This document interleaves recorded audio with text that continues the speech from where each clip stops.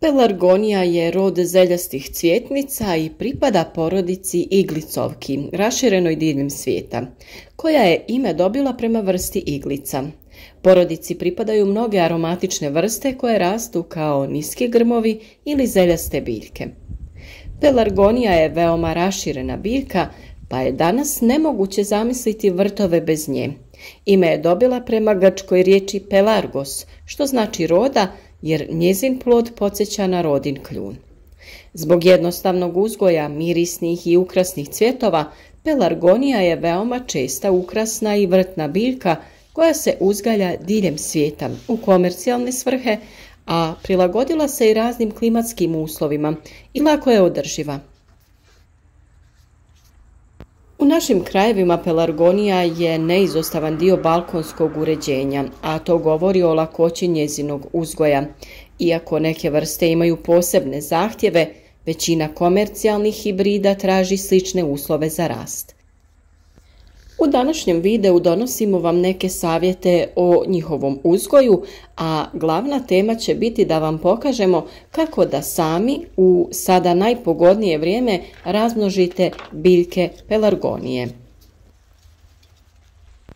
Pelargonije vole rahlo i prozračno tlo bogato hranjivim tvarima, pa se u supstrat može dodati humusna zemlja. Podnosi neutralan do blago kisel supstrat, a moguće ga je pomiješati i sa sitnim pijeskom kako bi bio prozračniji.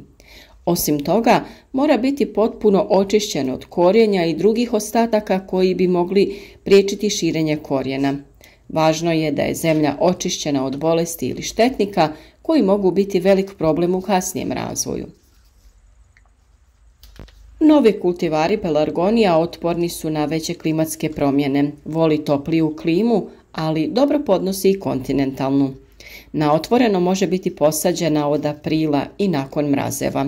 Može rasti i na višim uzvisinama, ravnim ili nagnutim položajima. Ipak preferira sunčane do polusjenovite položaje koji su zaštićeni od izravnog udara vjetra i cjelodnevnog izlaganja suncu. Vrijeme sadnje ovisi o načinu i mjestu uzgoja. Kako bi dobili razvijenu biljku već u aprilu, potrebno je zasaditi je krajem ljeta ili krajem zime. Optimalna temperatura za puštanje korijena i razvoj biljke je 20 stepeni, iako može preživjeti i do 15. Biljke se na otvoreno može zasaditi tokom aprila. Tokom hladnog vremena i mrazeva biljke je potrebno unijeti u zatvoreno kako bi prezimile. Tada se smanjuje zalijevanje na jednom mjesečno. Prezimljuju na tamnijem mjestu, a prije iznošenja u proljeće je potrebno skinuti sve ocvalo cvijeće i suhe grane ukoliko ju niste orezali tokom jeseni. Cijela se lončanica potopi u vodu i dobro natopi zemlja.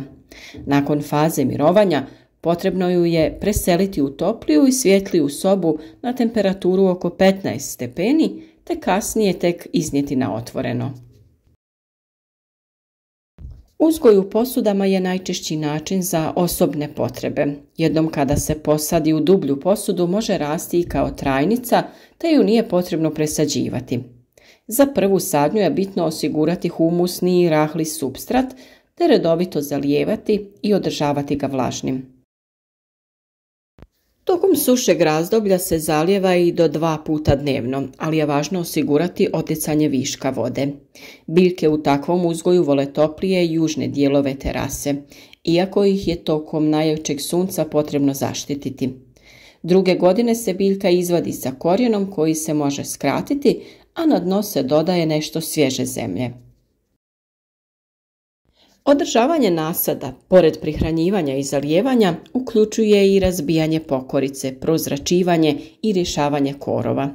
Razbijanje pokorice i prozračivanje je veoma važno kod starijih biljaka kako bi im se osiguralo dovoljno zraka za nastavak rasta. Pokorica se razbija ručnim alatom, dok se prozračivanje može izvršiti šiljestim dijelom sa druge strane motike. Ručno je potrebno uklanjati sav korov koji prijeti rastu biljke. Pelargonije su izrazito zahvalne biljke, pa je za njihovo održavanje potrebno minimalno rada i ako im se ne pruža nikakva njega, one će cvjetati, ali slabije. Za bujniji rast je potrebno uložiti minimalno napora i neke od radnji koje ćete čuti u nastavku. Naime, pelargonija ima povećanu potrebu za vodom tokom dugotrajnih suša i toplijeg vremena. Prije svakog zalijevanja je potrebno provjeriti supstrat i zaliti tek kada su gornjih 2 cm zemlje suhi. Kod zalijevanja je potrebno koristiti kišnicu ili odstajalu vodu, a za vrijeme velikih vrućina zalijeva se rano ujutro ili navečer. Potrebno je naravno izbjegavati i polijevanje po lišću, direktno se zalijeva zemlja oko korijena. Također, važno je da se biljci osigura dobra drenaža, jer dugo stajanje vode uzrokuje truljenje korijena.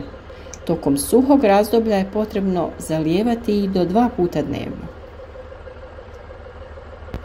Sa druge strane, pelargonijama je potrebno puno hranjiva za razvoj bogatih cvjetova, a posebno je to važno u proljeće i ljeto tokom vegetacijskog razdoblja.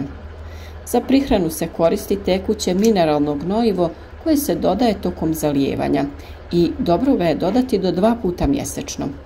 Optimalna kombinacija je sa dušikom, fosforom i kalijem jer oni potiču cvjetanje. Za prihranjivanje se može koristiti i standardno mineralno gnojivo, a možete da koristite i neki od prirodnih pripravaka o kojima smo dosta govorili na našem kanalu, a posebno se dobar za cvijeće pokazao rastvor od kvasca. A sada nešto o razmnožavanju. Pelargonije je moguće razmnožiti sjemenom ili reznicama.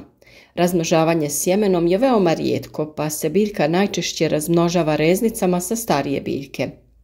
Razmnožavanje reznicama sa 2-godišnje biljke može se obaviti nakon cvatnje u kasnu jesen ili krajem ljeta. Sa stare se biljke uzima mlađi izdanak sa kojeg se uklanja lišće te se stavlja u humusnu zemlju. Mi smo, kao što ste vidjeli, u našu zemlju dodali i nešto perlita.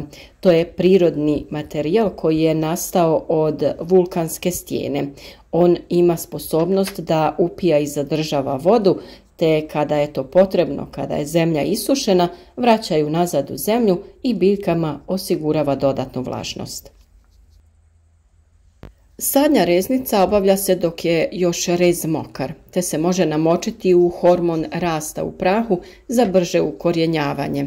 O tome smo dosta govorili, ovaj hormon se može kupiti u posebnim trgovinama sa materijalom za uzgoj biljaka, a možete kao zamjenu da koristite cimet ili med. Ove reznice je tokom zime i vremena puštanja korijena potrebno zaštititi od niskih temperatura i naravno redovito zalijevati. Ne smijemo dopustiti da zemlja zasuši jer će tada prestati potreba za razvojem korijenja. Biljka je spremna za presađivanje već u aprilu. Presađivanje mladih biljaka u proljeće iznimno je važno za njihov daljnji rast. Biljke koje se presađuju moraju imati samostalno razvijen korijen. Prije presađivanja potrebno je iskopati rupu na dubinu koliko je biljka do sada bila zakopana. Nakon toga se biljku sa korijenom i zemljom vadi iz kontejnera i presađuje na novo mjesto rasta te se pokrije rahlom zemljom. Nakon presađivanja potrebno ju je naravno kao i uvijek dobro zaliti i prihraniti mineralnim hranjivima. Presađivanje se obavlja kada biljka više nema prostora za rast korijena i potrebna joj je veća posuda. Ako se uzgaja kao trajnica, pelargoniju je potrebno pomlađivati kako bi nastavila davati lijepe i bujne cvjetove, što se radi u proljeće pinciranjem. Naime, nakon što biljka pusti prve vegetativne izdanke, potrebno ih je odrezati kako bi pustila bočne. Time se kontrolira visina rasta i omogućava da cvjetovi budu bujniji. Kod jednogodišnjih pelargonija nema potrebe za orezivanjem, ali kod uzgoja trajnica važno je orezivati osušene dijelove biljke i micati ocvalo cvijeće tokom razdoblja cvjetanja. Rezidba se obavlja u proljeće kada se biljka oblikuje i pokušava se ostvariti gušći grm. Ocvalo cvijeće se miče kako se posuši, tako da je potrebno tokom cijele vegetativne sezone pratiti rast i razvoj ove biljke. Vrlo je važna i zaštita preko zime. Ako se uzgaja kao jednogodišnja cvjetnica, pelargonija ne treba zaštitu, no ako se uzgaja kao višegodišnja biljka, potrebno ju je zaštititi unošenjem u zaštićene prostorije koje imaju dovoljno svjetlosti i topline. Ako ne postoje mogućnosti unosa u zatvoren prostor, moguće ih je zaštititi pokrivanjem sa vrećicom, agrotekstilom ili drugim materijalom koji će ih zaštititi od hladnoće i vjetra. Važno je spriječiti da se lišće i cvjetovi smrznu jer to može dovesti do oštećenja ili čak gubitka cijele biljke. Nadamo se da vam je ovaj video bio koristan, da ste saznali sve potrebne informacije o uzgoju ovog cvijeća i da ste kroz video vidjeli kako najjednostavnije razmnožiti pelargonije. Kao podršku našem radu i nesebičnom dijeljenju svih ovih savjeta, podržite nas sa jednim lajkom, podijelite ovaj video na društvenim mrežama kako bi i drugi vidjeli naše savjete. I naravno, zapratite naš kanal.